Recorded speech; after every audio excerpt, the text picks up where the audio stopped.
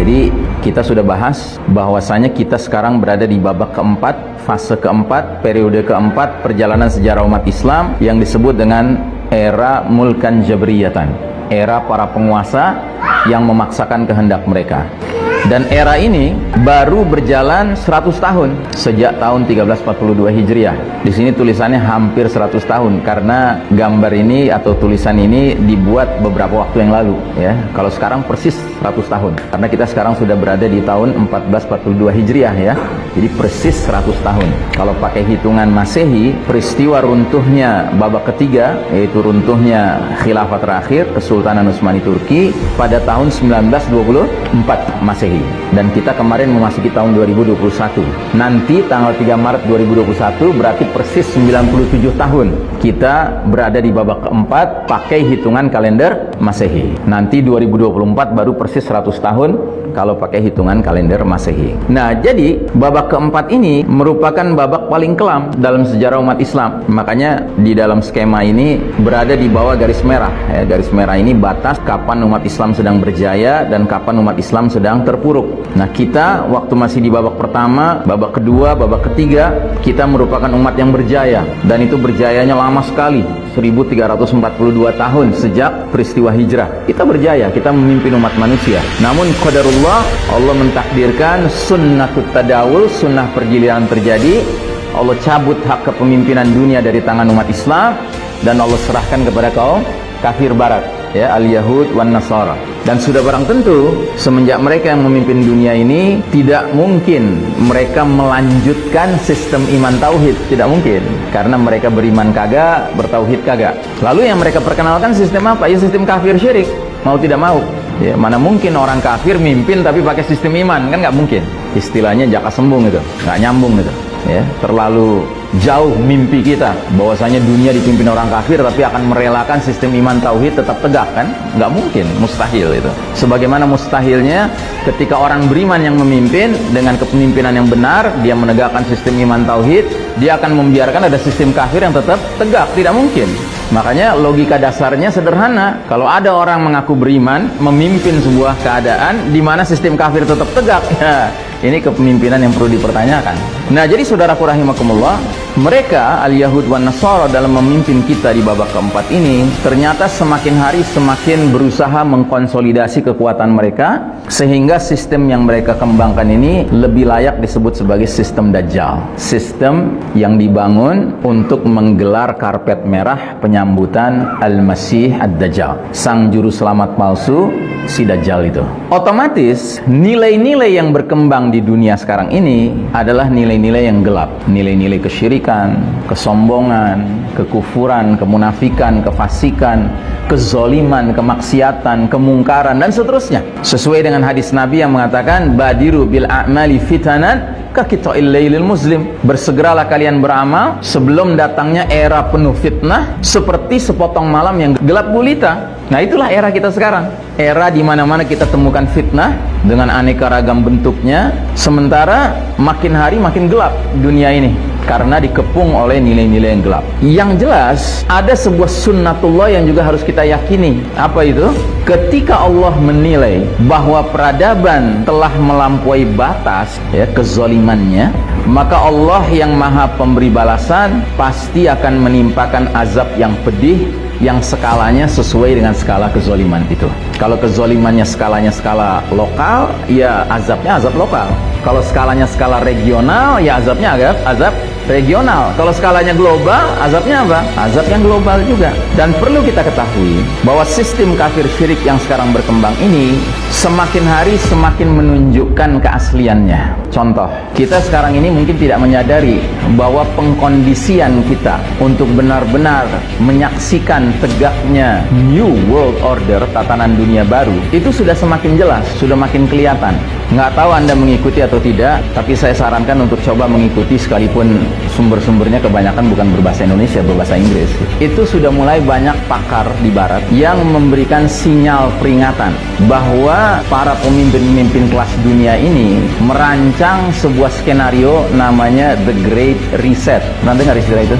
Anda tahu riset ya. Jadi kalau misalnya HP Anda udah mulai susah gitu ininya, ngirim pesan ya kan, udah mulai terasa berat gitu ya, Anda harus reset kan, atau restart kan gitu. Nah ini mereka, para pemimpin dunia sekarang ini, termasuk orang-orang kaya dunia sekarang ini, mereka itu melontarkan sebuah ide namanya The Great Reset. Jadi dunia ini harus melakukan riset besar-besaran. Dan ini dikaitkan dengan apa? Dikaitkan dengan COVID. Jadi seperti kita ketahui, efek dari menyebarnya COVID ini, apalagi semenjak WHO mengumumkan ini sebuah pandemik, maka berbagai pemerintahan berbagai negara memberlakukan lockdown. Dan lockdown itu otomatis mempengaruhi ekonomi. Nah, makanya gagasan Great Reset ini yang pertama kali melontarkan siapa? Yang pertama kali melontarkan adalah ketua sebuah badan dunia yang namanya World Economic Forum. Jadi Forum Ekonomi Dunia. Jadi ceritanya mereka orang-orang pinter nih dan orang-orang berpengaruh. Banyak pimpinan-pimpinan negara, banyak taipan-taipan kelas dunia ngumpul di situ. Terus mereka membicarakan ini bahaya nih dengan COVID ini, lockdown, maka banyak ketimpangan ekonomi terjadi ya kan, resesi ekonomi terjadi ya kan. Maka kita kelihatannya harus menggagas sebuah ide solutif. Nah, mereka akhirnya menggagas yang namanya The Great Reset. Nah, Great Reset ini kemana arahnya? Arahnya adalah pembentukan One Global Government, sebuah pemerintahan global tunggal. Tapi nggak berhenti di situ. Ada kata sifatnya di situ. Sifatnya apa? Totalitarian. Tahu totalitarian artinya apa? Jadi One Global Totalitarian Government. Jadi sebuah pemerintahan totaliter yang global, yang tunggal. Paham totaliter artinya apa? Ada yang paham? Totaliter itu sama dengan otoritarian. Otoriter. Jadi sebuah pemerintahan tunggal dunia yang punya watak memaksakan kehendak. Sewenang-wenang ya. Dan slogan yang diangkat diantaranya berbunyi begini: You will own nothing, but you will be happy. Anda tidak akan memiliki apa-apa, tetapi Anda akan hidup bahagia. Dan slogan seperti ini adalah slogan yang sangat cocok dengan faham ideologi komunis. Ya, kalau di negara komunis itu orang nggak punya private property, nggak punya kepemilikan pribadi, semua milik negara. Tetapi hidupnya senang. Karena apa? Karena semua keperluannya dipenuhi. Nah, jadi saudaraku rahimakumullah, dunia mau diarahkan ke sana. Jadi, yang segala Anda sekarang mulai mengalami nih, dibikinlah aturan begini, aturan begitu, ya kan, yang digunakan kalimat yang keren yang namanya protokol, ya kan.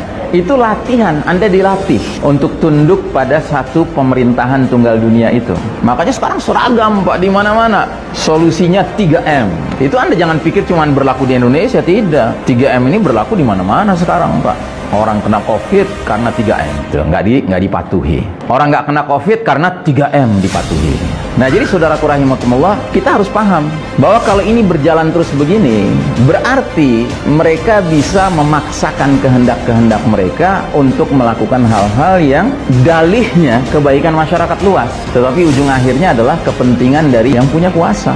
Makanya saya katakan, ketika Allah menilai bahwa peradaban ini sudah togo, sudah melampaui batas, maka Allah Al-Muntaqim yang maha pemberi balasan pasti akan menimpakan azab pedih yang skalanya sesuai dengan skala kezalimannya. Kalau skala kezalimannya kelas dunia, sudah barang tentu azabnya juga kelas dunia. Nah, pelan tapi pasti kita semua menuju ke titik tersebut, saudaraku rahimakumullah. Makanya saya peringatkan diri saya dan kita semua, marilah kita benar-benar menjadi hamba-hamba Allah yang semakin hari semakin tawakal kepada Allah, semakin bergantung kepada Allah Ta'ala, karena jujur apa yang kita alami ke depan ini akan semakin berat. Saya ambil contoh saja tadi di perjalanan, yang jemput bertanya kan, Ustaz, gimana caranya kita mensikapi vaksin? Ya, jadi sekarang ini kan masih ya ada pro kontra lah gitu ya kan, masih ada pro kontra. Termasuk yang wilayahnya diberlakukan atau akan diberlakukan aturan divaksin kena 300.000 rupiah, nggak divaksin kena penalti 5 juta. Itu kan di wilayah tertentu seperti itu, nggak di semua wilayah. Pelan namun pasti ini akan menjadi sesuatu yang disebut dengan mandatory vaccine. Vaksin itu akan jadi wajib untuk siapa? Untuk seluruh penduduk planet bumi ini. Kecuali siapa? Kecuali mereka-mereka yang memang bikin aturannya, atau mereka tampil juga kelihatan disuntik, tapi suntikannya suntikan yang punya kemampuan neko-neko gitu. Tahu kan, udah tersebar kan videonya tentang suntikan yang nyuntik tapi nggak nyuntik gitu loh, atau nyuntik tapi belok gitu suntikannya, atau vitamin C isinya Ya, kalau dalam dunia sains itu biasa disebut placebo. Jadi nggak ada isinya. Isinya cuman cairan biasa saja atau NaCl kali, garam kali.